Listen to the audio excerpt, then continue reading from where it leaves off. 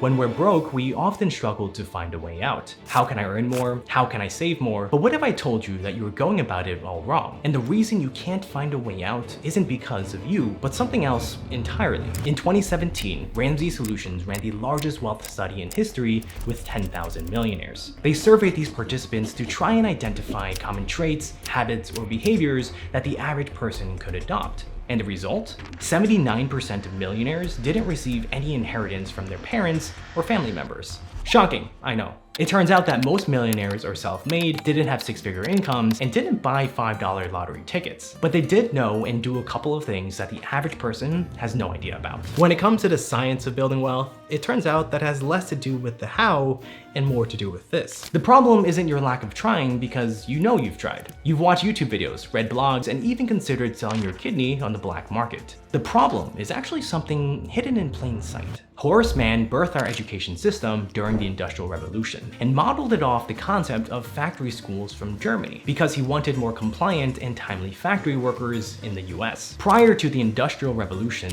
most people were artisans and farmers who worked out of their homes and were their own bosses. But when factories were built and needed workers, the transition to being a factory worker wasn't easy. Think about it. For your entire life and generations before you were your own boss. You set your own work hours, you took naps, and you ate raw green beans whenever you wanted. Then suddenly, you had a factory boss who set regimented hours and barked orders at you. Today, our approach to education remains the same. It isn't really about learning or learning how to learn. It's about learning how to conform. Discipline, predictability, and fear of failure is the ultimate goal. And the result is a good enough cog to jam into an industrial machine. And if you continue to blindly follow the programming from an outdated education system, hoping that you'll eventually build wealth later, you're only going to be frustrated, discouraged, and burnt out. The good news is the largest wealth study in history did identify some simple traits, habits, and behaviors that you can use today. The first is reprogramming your mind. I look back to so many times throughout my life when I felt stuck. I think back to when I was in high school and I wanted to start a clothing design business,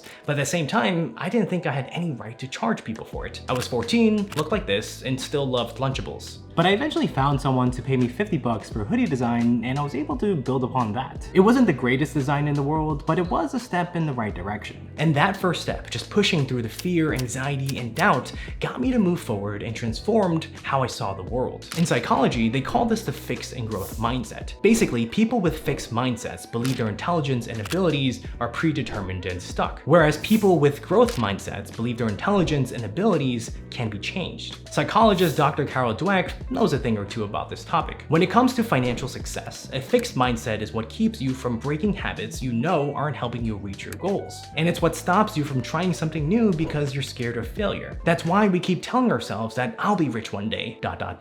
when the economy is better, after I get a raise, or after my magic lamp starts working again. The truth is, we put it off because we're afraid. We're worried that people will make fun of us, that we'll fail, that we'll try and it'll never work out. But if you don't get started now, you're missing out on all the lessons that come from the actual process of trying. Worst of all, if you never start, you'll only be left with regret. Adopting a growth mindset allows us to see more opportunities to improve our financial situation rather than accepting the status quo. Like learning more about personal finance, investing for the long term, or selling staplers as a side hustle. By the way, if you want to learn how to build a wealthier and healthier life, sign up for my free weekly newsletter, Rethinkable, link below.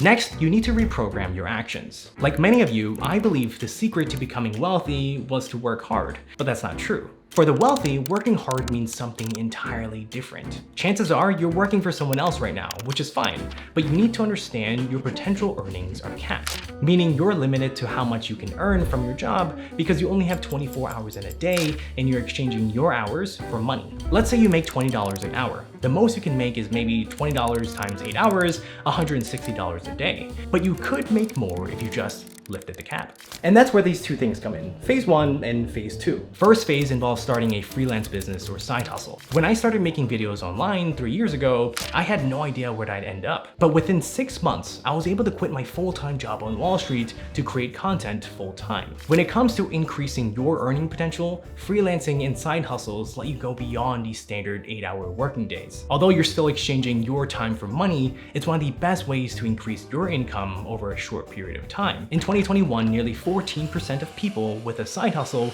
were earning over $1,500 a month. Second phase, on the other hand, means you're no longer exchanging your time for money. Instead, you've built a business where others are making money for you. You could be watching TV, taking a nap, or staring at your plants, and your business would still make money. And you don't need a lot of money to start with either. You can just move your side hustle from phase 1 to phase 2. I used to have a side hustle where people paid me to draw them custom artwork on my iPad, which, thinking back, I drew like a 2-year-old on a sugar rush with a crayon, so I'm not sure why anyone bought them. But I sold each drawing for $100. It wasn't until I couldn't keep up with the demand did I become a business owner. I brought on 2 talented artists to help me out, and at that point, I didn't need to trade my time for money anymore because they worked on the drawings. There's a good chance if you could find a couple of people making a full-time living as a freelancer within your niche doing what you're good at, then you can make it happen as well. Nearly everyone has a marketable skill, whether it's designing, editing, or petting dogs. And if you don't think you have a skill that you can make money off of, that brings me to my next point. But first, one thing that helped me out a lot when I first started my side hustles was a website. It's where I had my portfolio, where I closed sales, and helped me look like an actual business. But actually finding a good web hosting provider that was fast, has great support, and great value, that's when things can get a little overwhelming. Luckily, WPX has taken a lot of the hard work out of creating a great site. You can use WPX to transform your side hustle into a business, and it doesn't hurt that they won for the 2nd year in a row the fastest fully managed WordPress hosting award. My favorite part of WPX is their dedicated support live chat feature. They have a whole team ready to answer all your questions in under 30 seconds and will even fix your website issues for you. WPX is only $24.99 per month, and this includes up to 5 websites, free email, all this other stuff, and someone is taking care of your website 24/7. So if you're serious about your side hustle, check out WPX. They have a 30-day money-back guarantee, and their dedicated support team and one-click WordPress install makes it easy to start. If you use my link below and use code Vincent50, you can save 50% for the first month on all monthly hosting plans. Thanks again to WPX who partnered with me for this part of the video. Alright, so what can you do if you think you don't have any skills you can monetize? With unprecedented one-click access to an endless amount of videos, books, and courses at our fingertips, you can learn a new skill or upskill in pretty much any area you can imagine. Like a copywriter, brand strategist, or professional pillow fluffer. The problem is, most people just aren't able to learn new skills. In many ways, this lack of willingness is a byproduct of our modern society. Look around and you'll see what people think is cool nowadays is not caring about anything. Emotions are perceived as weakness, and giving a shit about anything is for losers. Adults brag the last time they read a book was in college. They loudly refuse to embrace new things because they prefer the old ways, or avoid intellectual conversations because it's not fun. But maybe this lack of learning and caring is one reason most people feel stuck and unhappy at their jobs and financial life. I've witnessed it firsthand. The more I learn and upskill, the more income I earn, the more confident I feel, and the more freedom I create for myself. One of the first things I ever invested in was in a video editing course. I had just made a couple $100s on YouTube, and I knew that I wanted to improve my videos for you. When you put your money into the right education, tools, and resources to improve or learn new skills that other people want, it will pay back dividends. But there's more to developing skills than just acquiring them. To stay at the top of your game, you need to constantly evolve and enhance your skills, because the person immediately below you is looking for any opportunity to take your spot. But building the right skills is just playing offense. You can make all the money in the world, but if you don't have a fantastic defense, you're gonna lose all of it. If there was ever a time to learn about personal finance, it's now. It comes as over half of Americans earning a 6-figure salary report that they're actually living paycheck to paycheck. As a result, most Americans are feeling financially stressed, especially those earning less than 6 figures. When I was growing up, I didn't know anything about personal finance. My parents are immigrants, and the only thing they knew about finances in the US was to save money and live frugally. It wasn't until I was a teenager that I started teaching myself about personal finance. I borrowed books from the library, read online blogs, and watched YouTube videos. Within a few years, I went from not knowing what a savings account was to building a 6-figure net worth in my early 20s. This research by Dr. Lone, along with many other studies to back it, has come to the conclusion that financial literacy is kind of like a battery. Every new tidbit of financial knowledge that we learn, even the insignificant ones, charges the battery a little bit. This means we have more knowledge and energy to make better financial decisions that'll compound over time. But But learning about personal finance isn't just about absorbing new information. If everyone you know is buying fancy cars while living paycheck to paycheck, it's not exactly gonna motivate you to be financially responsible. Surrounding yourself with these stories of people who have already made the path will help you stay focused. But there is something that books won't teach you, and it's something I learned in one of my college economic lectures that stuck with me to this day.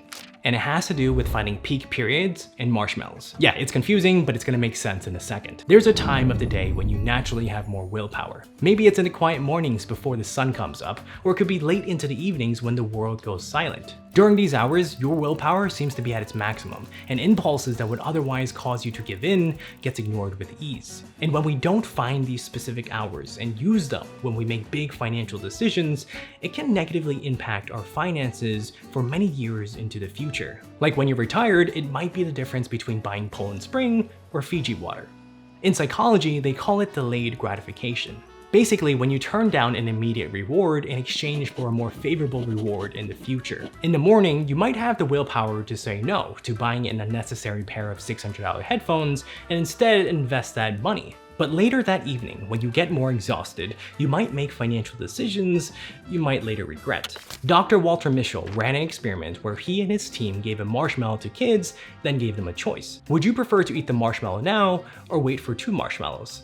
Some kids couldn't resist the temptation and gobbled up the marshmallow, while others sat there staring and waiting. And the result? After following up with the kids years later, Dr. Mischel discovered that the children who showed more self-control grew up to be more successful in life. This finding, along with others, has come to the conclusion that one factor that sets the wealthy apart from the average person is they're willing to sacrifice temporary pleasures for long-term success, like contributing to their 401k, holding off on buying their dream car, or not going out every weekend. And that leads me to something you've got to start accepting. And it's that even if you're doing everything you can to build wealth, sometimes you might just not be able to. And that might be because you haven't read these 7 money books to help me become financially free, travel the world, and do what I love. Click here to learn the 7 lessons that got me to where I am today.